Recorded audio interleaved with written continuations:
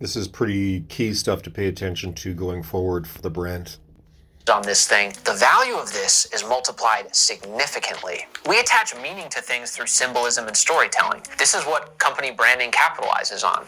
A brand is like an autographed dollar. It adds value through the stories and symbols associated with it. People don't just buy the product. They buy into the story the product represents. All of the objects and things in our lives are like little repositories of meaning.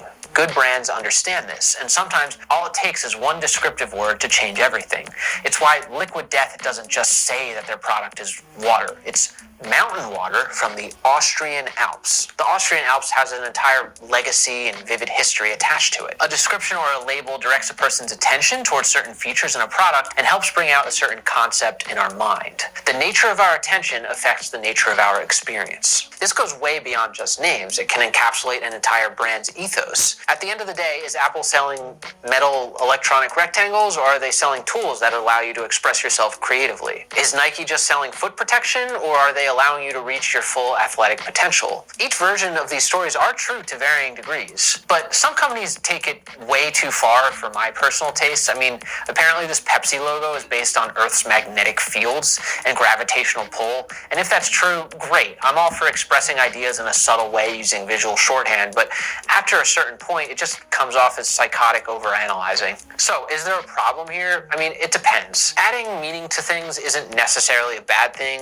and our mental shortcuts exist for a reason. They're insanely effective. A person in the modern era has to make 35,000 decisions in a day. Meanwhile, we're so overwhelmed that we're like cats in a laser pointer disco, frantically chasing everything while catching nothing. When we're stressed, tired, or distracted, we just don't have the time to analyze every little detail. So we tap into the mental shortcuts like authority, scarcity, etc., to help us make decisions. This is why good photography matters. It's why having 3 stripes on a toothpaste matters. It's why good packaging and good design and good branding matters.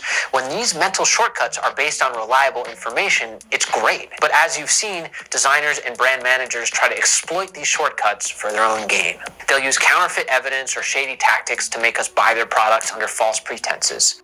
So why does this even happen? I mean, it's easy to say that the employees and owners of these companies are evil psychopaths, and maybe that's true some of the time, but I think it's a gross oversimplification.